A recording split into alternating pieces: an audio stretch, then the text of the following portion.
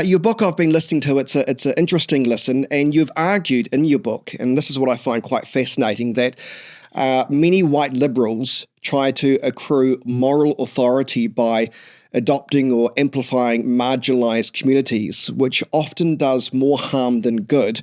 I agree with you, but for those who are unfamiliar with your book, what do you mean by that? So one of the things that's interesting is if you look at this period of social change and contestation that people have been calling the Great Awakening, if you look at whose attitudes and morals and political alignments and things like this shifted, it's a very specific subset of society. It's highly educated, relatively affluent, urban and suburban white people. And in particular, more particularly, it's a subset of professionals who tend to be tied to what you can call the symbolic industries. So people who work in journalism, higher ed, consulting, finance, law, administration, and so on. One of the things that's interesting about us as a group is that a lot of our professions are defined in terms of kind of altruism and promoting the common good. So, for instance, as a journalist, I'm supposed to speak truth to power, to be a voice for the voiceless. As an academic, I'm supposed to follow the truth wherever it leads and to tell the truth, without regards to anyone else's political and moral interests. A lot of our professions are defined this way in terms of altruism and the common good. This is how we get the pay that we enjoy, the legitimacy and prestige that we enjoy, the autonomy that we enjoy compared to other workers who said, you give us these things because it will better empower us to help everyone in society, especially the least among us. And so this has been true for about a century. One of the things that shifted a bit in more recent history, say over the last 50 years, is that as a result of things like affirmative action, Title IX, and so on in the United States, as a result of civil rights law, the professions became more diverse. So more women, more non-white people, more openly gay people, and so on started taking part in these professions. And this created a kind of arms race because all of a sudden, it wasn't just a case that you had these professionals who could make claims to deserving power and status and opportunities because they support the marginalized and the disadvantaged, but you had other people who could directly claim to embody that marginalization, who could embody that disadvantage, who could claim to directly represent historically marginalized groups and so on. And so you started seeing this move for even people who were like, so even white men and so on, privileged groups that started trying to find ways to identify themselves as historically marginalized or disadvantaged in some way by appealing to new forms of disadvantage and marginalization, and to and more broadly, you see one of the things that's interesting about us as a group is that we feel really uncomfortable making demands for our own sake and just being honest that that's what we're doing. So, for instance, take student loan forgiveness. It's a quintessential, it's like a classic example of the people who would benefit most from that are relatively affluent, highly educated professionals. But we don't say, you should forgive student loans because it's good for people like us. People like us, even though we make more than most people, we live very comfortable lives, we don't like the student loans. Get rid of them for us, please. Thank you, society. Instead of doing that, we say, the reason you should get rid of student loans is because, if you look, there's a lot of Black people who went to for-profit schools that kind of sandbag them with a bunch of unfair debt. So you should get rid of loans for them, for the poor people, for the African Americans, for people who didn't complete college but have all this debt anyway. Not for us. Oh no, not for me, but for the disadvantaged. So right. We have this, yeah. And so in some respects, what you're saying is what it does is it actually becomes quite condescending to those communities who truly are marginalized. Well, sometimes we are condescending in this way as well. Yeah. So, for instance, and this is one of the things that's really interesting about a lot of our professions is that, on the one hand, they often do have these really positive, noble social goals, but on the other hand, a lot of our professions are also structured on a fundamental mistrust and contempt for ordinary people. I'll give one quick example.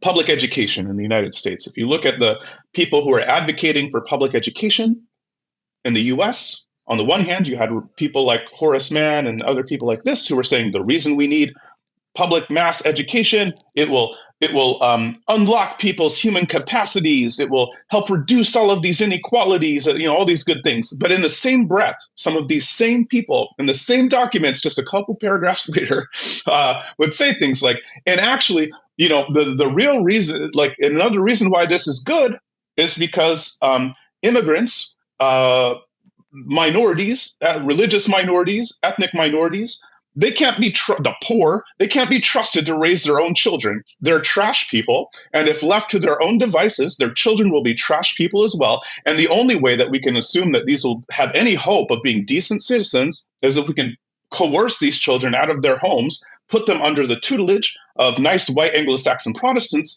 and hopefully turn them into decent citizens. We'll see. And so this is the same documents, right? And so, and so in the same, a lot of our projects model, on the one hand, this deep concern and sincere commitment to helping the less advantaged in society, but also model a kind of contempt and disdain and mistrust of ordinary people. They're kind of baked into the pie together for a lot of the things that we do. It makes me think of those who you see on Twitter or X or whatever you call it now, who call themselves anti-racists, and you think to yourself, well, if you need that such a title, then what are you trying to hide? And I mean, it points to things like, I just wonder, is there a point where constantly self-labeling becomes more about personal branding than solidarity with genuinely marginalized communities? The sort of people who write on their X profiles, they're anti-racist, or they're an ally of the LGBT community, or they've got 3 emojis of needles that represent their vaccination status. I mean, all that kind of stuff is just all about look at me, isn't it? It's not authentic. Yeah, I mean, one of the things I stress in the book is that these periods of rapid change and how people talk and think about social justice, these periods of great awakening, they don't tend to change anything for the genuinely marginalized and disadvantaged in society. If you look at, there's basically never, as a result of these periods of awakening, massive reallocations of wealth and opportunities downwards towards the generally vulnerable in society. And it's also the case that a lot of us who profess to be advocating for the marginalized and the disadvantaged, we actually don't have any real connection to the people that we say we're trying to support. We don't have any organic sense of what other ordinary people want or need or care about. You can see this in the polling. So if you look at Black professionals who write for the New York Times or who are in academia and so on, their attitudes on most issues are basically indistinguishable from those of white professionals who work in these same professions, but they're miles apart from the mainstream, from the modal views of most other African Americans in the country. But isn't that because they have found that playing the victim or being described as a minority actually brings in money, though, as well?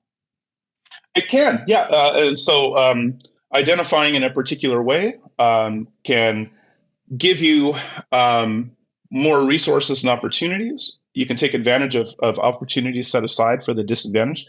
You can also, there's also a wide perception in a lot of our fields that people who are non-white, who are women, who are queer, and so on, they see the world more clearly and they speak more truthfully, and they're fundamentally more moral people than the, cisgender heterosexual white men who are a bunch of privileged, depraved, whatever. So you have an enhanced moral authority, enhanced epistemic authority, and you often have access to other resources and opportunities. This is actually a problem, because, for instance, if you look at Black people in the professions or Black people at Harvard, as I show in chapter 5 of the book, programs like affirmative action were created as basically a soft reparations program for American descendants of slaves. But if you look at who benefits, which subsets of Black people benefit from affirmative action in the US, who are the Black people who get into Harvard, who are the Black people who write for the New York Times and the Atlantic and so on, they tend to not be American descendants of slaves, they tend to be they're overwhelmingly people who are Afro-Caribbean, like recent immigrants, first or second generation immigrants from Jamaica or places like this, or from Africa, from Kenya or Nigeria, first or second immigrant, or people who are half white, like myself. There's very few monoracial, non-immigrant Black people in Harvard or writing for the New York Times and so on, despite the fact that these programs were created for people like American descendants of slaves. They're not the ones who benefit the most. And this is a problem for a bunch of reasons, not the least because you have all of these people, recent Afro-Caribbean and African immigrants, for instance, who are making very strong claims on behalf of Black people writ large, when their life experiences, their risk exposures, their cultural norms and priorities and so on, again, just bear very little in common with the people they're making claims on behalf of. And so often you have these elite, self-identified Black people who are calling for things on behalf of Black people that most Black people don't want or support. And so in this way, to the extent that these folks actually succeed in achieving some of their goals, they often end up harming the very people they're claiming to represent and support by imposing things upon them, by getting society to support courses of action that they find to be pernicious or undesirable. And this is this is a big problem in our society, especially for a lot of our knowledge institutions. We have a lot of these non-representative representatives who advance themselves and make strong claims on behalf of other people when they're not in fact reflective of the groups and populations that they claim to support and advocate on. You make me think of things like, and I know you've got similar initiatives, for want of a better word, in America, things like the rainbow tick or these equality ticks that all these corporate organisations across New Zealand now have. I mean, at one stage you had newspapers putting themselves some pride flags and all this sort of stuff. And it makes me wonder whether that's part of the issue as well. Although these corporates may look like they're being well-intended, they're not probably doing it because they genuinely care. It's all about, look, we are there for you. We know you're marginalised, and therefore we're going to represent you by putting a rainbow flag on our paper. In a way, it's condescending. And it's kind of weird behaviour that perhaps would have been, more appropriate in the late 90s than as opposed to in 2025. Is that something that concerns you as well? Is that what you talk about when you mean that some of these elite institutions try to be seen to be doing the right thing, but actually it's counterproductive because it's saying that you're different, you are different, here's a rainbow flag?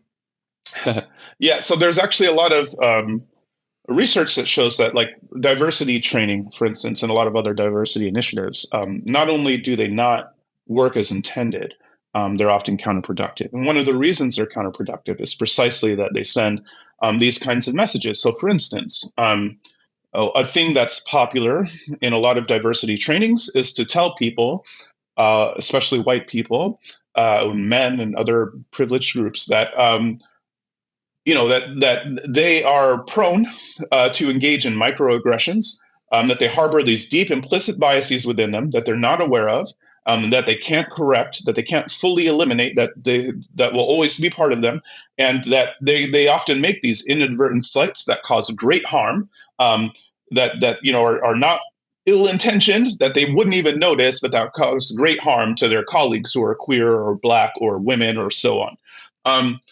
One of the things that people end up taking from that is they go, well, oh, crap. Well, one, I don't want to harm my colleagues.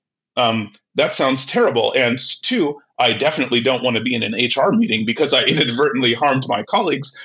So the easier thing to do, and actually what seems like the more moral thing to do, again, to avoid harming my colleagues for these things that I can't control and can't be aware of, that the best thing to do is actually just stick with people like myself. So I guess I'll just work mostly with other whites, mostly with other men, and this way I don't harm my colleagues who on accident.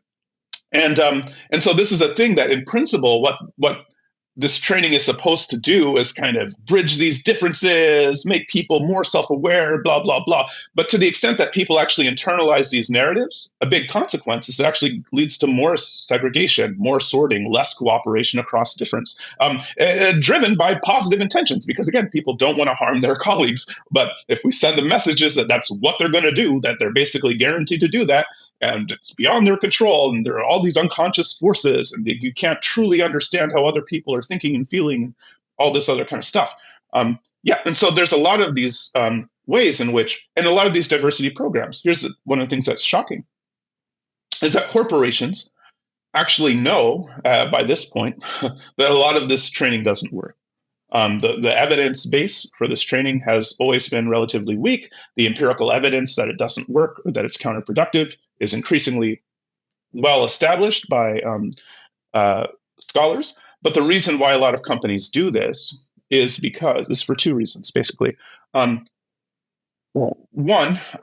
even though the training doesn't actually increase cooperation across difference, improve recruitment and retention of minorities, and so on, it doesn't do that. But what it does do is it protects companies from lawsuits very effectively. There's a lot of research on this.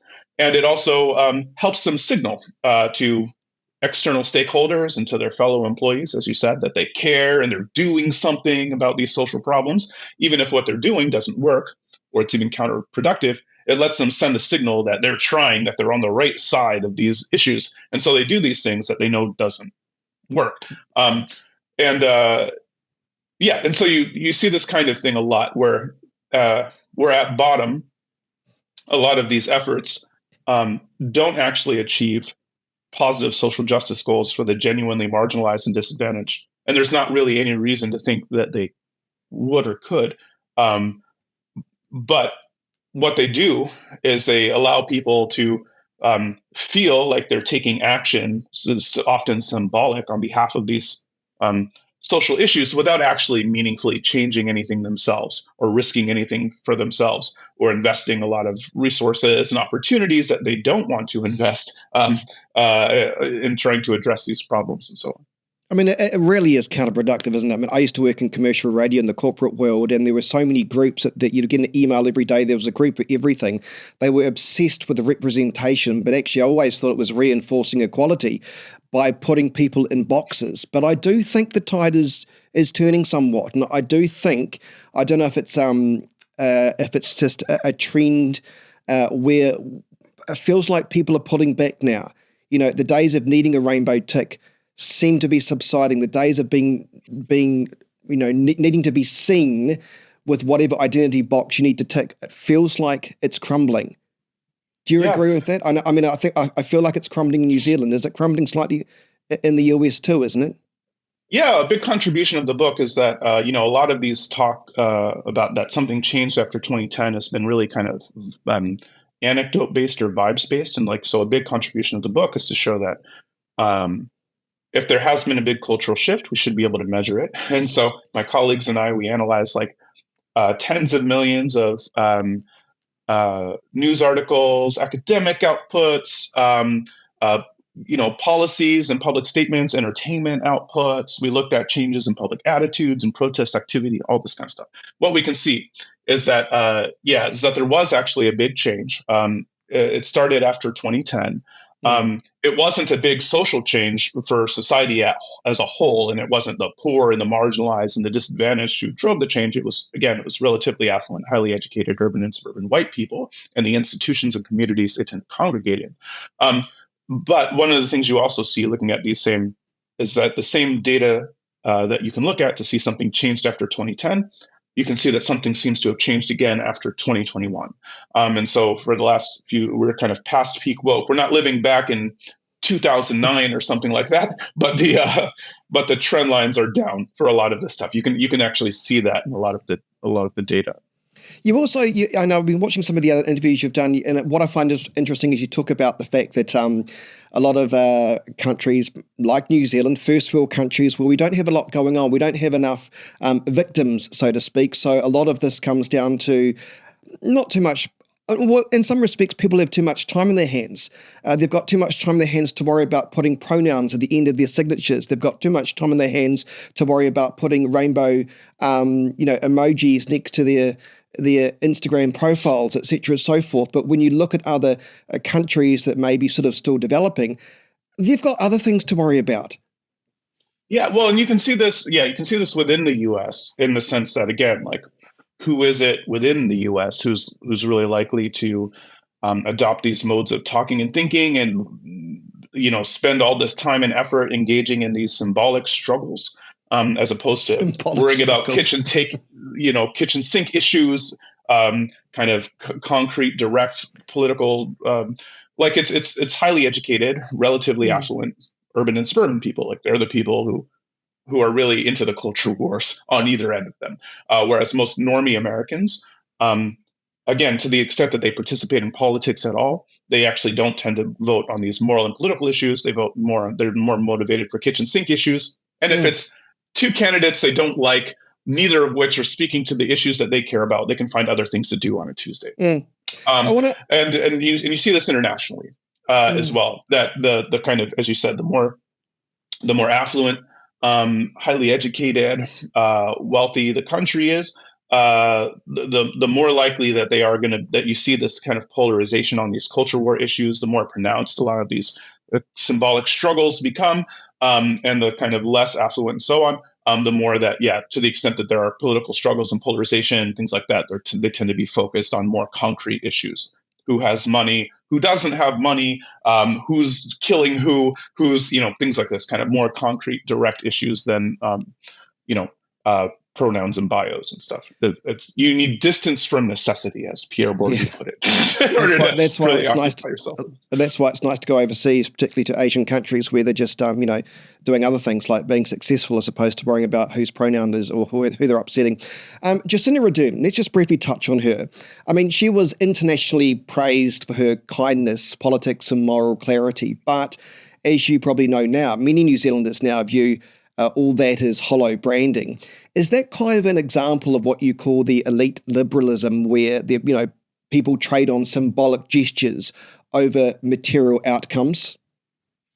Yeah, and I mean, you could see that in the U.S. election here as well, right? With people like Kamala Harris. I mean, so this can only, and this is the point. It's like this kind of thing can only take you so far, especially with ordinary voters. At some point, one of the big challenges that the Democratic Party faces in the U.S. and that comparable parties face in other countries is that they're perceived widely as over-promising and under-delivering. They're perceived as being too focused on things like etiquette and symbols and things like this, as compared to addressing the kind of concrete problems of ordinary people. And so one of the things that you can see in the US, and you see versions of this in other countries, is that for about a decade, for a little over a decade now, before Trump, starting around this time, after 2010, around the same time the Great Awakening kicked off, people who work in these symbolic professions increasingly gravitated towards the Democratic Party, and pretty much the people that we claim to be supporting and representing have been consistently gravitating towards right-wing parties. So working class and less affluent Americans have been gravitating towards the GOP. Racial and ethnic minorities have been gravitating towards the Republicans. Religious minorities, religious people more broadly, have been gravitating towards the Republicans. And so these are often the very populations that we think of ourselves as advocating and supporting on behalf of, and they're the ones who have been most alienated by these parties. You see the same kinds of realignments in France, in the UK, where the kinds of communities and constituencies that are tightly tied to the knowledge professions have been shifting more towards labor and Greens and aligned left parties, while racial and ethnic minorities, working class people, more rural people, small town people have been shifting more towards right-wing parties.